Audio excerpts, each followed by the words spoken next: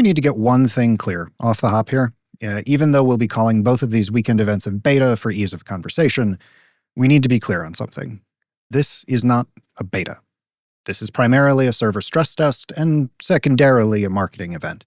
The client version we've been playing is an already out-of-date branch of the development pipeline, which makes sense, since it's likely the most stable version available at the moment, which has also already passed cert for Microsoft and Sony. So first off, we've got a list of things that I'm not going to talk about, because the devs are already on record with patches and rebalancing on more current branches of the game. So if people are whinging about this, it's from an uninformed or intellectually dishonest perspective. Double launchers on NG. Shotguns being shotguns. Recoil laser beaming. Scope glint. And secure boot.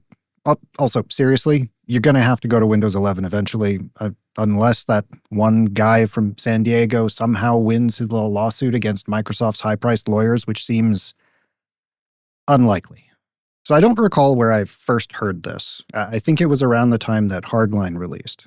But the rule of thumb with Battlefield games is that you always buy last generation's title, since it's had time to finish baking and actually get balanced and work.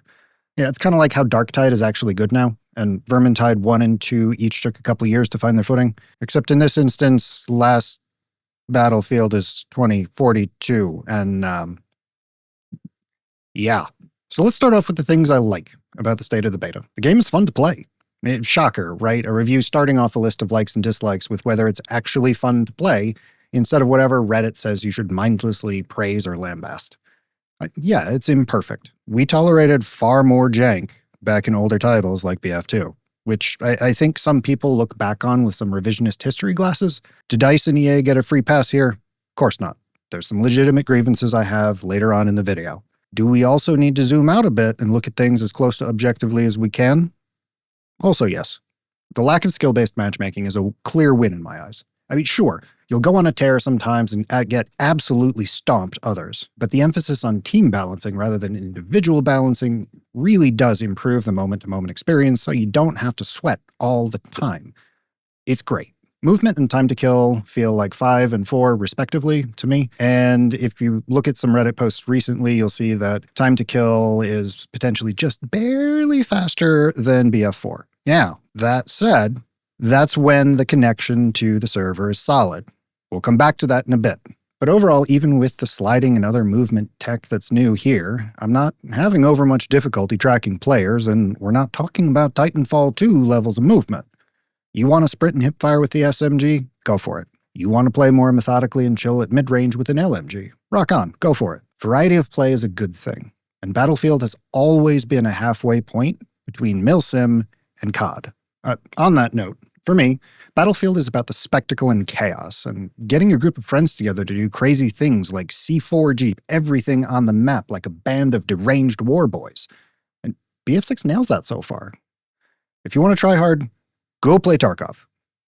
As much as most folks hated 2042, rightly so, and everything it represented, the marketing shtick about Battlefield moments holds water, even if it does require you look at the not 2042 entries into the series. Dragging revives are great.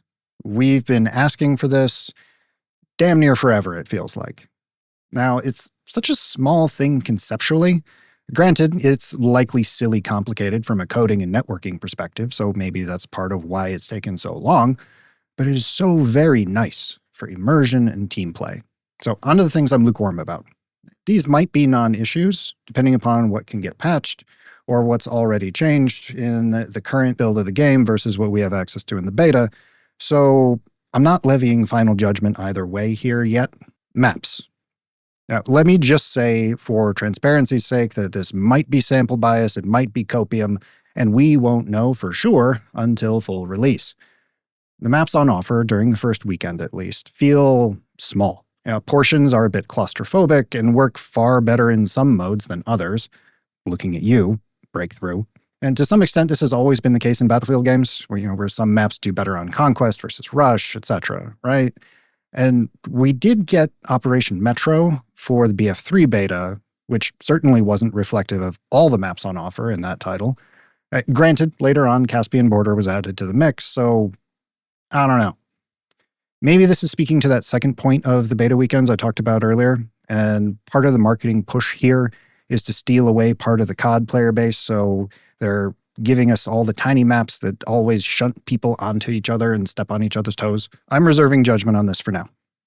Either way, I am hoping that the DLC that is inevitable here focuses more on larger combined arms experiences. Now, somewhat related to the maps, spawns. I very frequently spawned in front of enemies, which doesn't make for a great gaming experience. For clarity, I'm not talking about the nigh suicidal practice of spawning in on squatties. Realistically, you're best served just assuming that's a hot drop as a rule. What I'm talking about is spawning at an objective that your team holds, and that's drastically different. Now, we'll see if this is the kind of thing that can get patched after launch with changes to the spawning logic or spawn protection, things like that. We'll see. Splash damage as a whole, specifically on RPGs and tanks, does feel a little bit weak versus infantry right now. And truth be told, I'm of mixed mind on this. Like, on one hand, dying to explosive spam is super lame, looking at you, Delta Force. But on the other, having people laugh off splash damage next to their foot also feels lame. Maybe this is one of those things where they're starting things off a little bit light in terms of splash damage and explosive spam, and would seek to gradually increase the prevalence of that, rather than start off way too overboard and have to nerf things and then people be pissed off. Now, wrapping up the lukewarm list here, the interaction with terrain while aiming your weapon feels weirdly bouncy.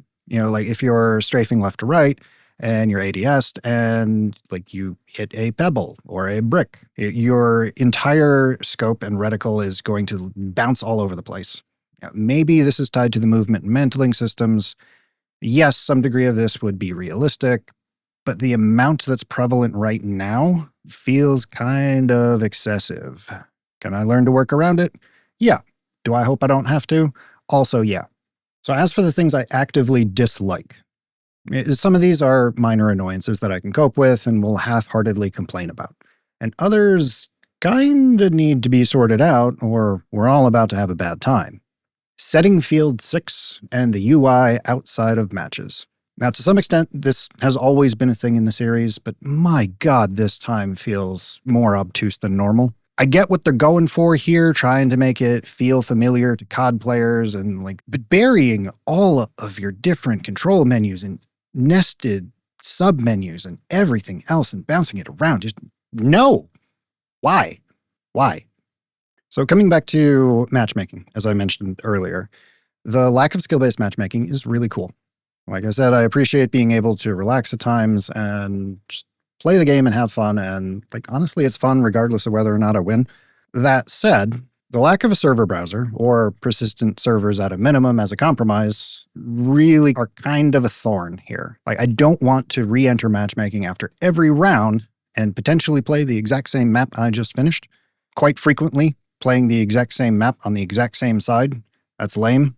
This could be worked around really easily with a server browser. Come on, EA. You used to rent servers out to us. Let us give you money for this. You like money. We like servers. Come on here. So this next one is really the big one for me. Desync. Or more descriptively, the difference between time to kill and time to death. This is an odd one, and if you've seen my live streams over the course of the first beta period, you might know what I'm about to say here. During the closed early access period, I didn't encounter much of any inconsistency here. I remember commenting that overall time to kill and time to death felt relatively balanced, which was nice and rare and kind of weird, but I was a fan. But once the floodgates opened on Saturday, I stopped counting the amount of times I was shot around corners or to 1 or 2 frame deaths. This needs, not would be cool, not wants, needs to be sorted out for launch. Especially if EA is going to actually land anywhere close to the obscenely optimistic 100 million players the suits are talking about. I'm still not sure how the hell they're going to manage that, but hey, player count peaked at over 500,000 on Steam alone on Saturday, so we'll see. Maybe this is a Helldiver situation and the servers couldn't handle the unlubricated enthusiasm the player base brought to bear, and EA will spring for more server infrastructure at release. Okay, that felt a little bit like hopium even while I was writing the script here. Stranger things have happened. I mean, I didn't expect EA to actually listen to many of the things the player base has been clamoring about forever with the development of BF6. Here we are, so you never know.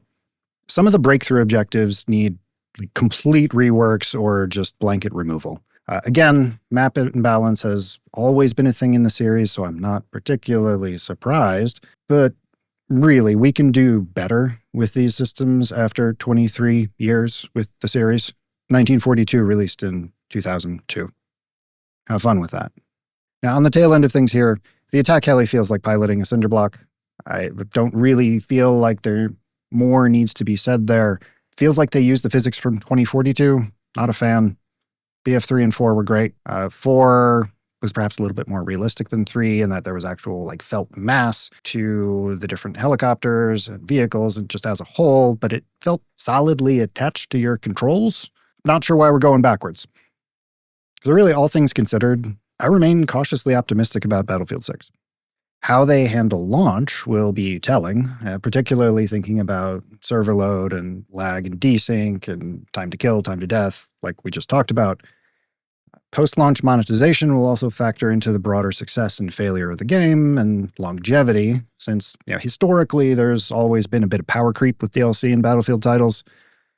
But on the plus side, at least company reps have said they're aiming to keep cosmetics more grounded in reality, let's say, when contrasted with other games in the space. You know the one. For me, I'm most likely going to buy it and play it at launch. Because despite the flaws, I'm still having fun with it. And I'm probably going to be playing more this coming weekend. Hopefully, this is a departure from recent years' titles showing up like an abusive X, promising they've changed this time for real, though. For the folks more on the fence about things or who are a bit more skittish and aren't sure if they're ready to be hurt again, I can absolutely get how this is a wait-and-see kind of thing. With any final decisions made in the days leading up to release or for initial, not-sponsored reviews afterwards, really looking into the communication from DICE and EA, and most importantly, our own individual risk tolerance and how much $60+ is worth to you. We've run through my thoughts here. I'm curious about yours. What are your experiences with the things I said I actively like and dislike? What are you hoping gets patched in after the fact? Do your thing. Comments. I've been Bald Squid. I'll see you next time.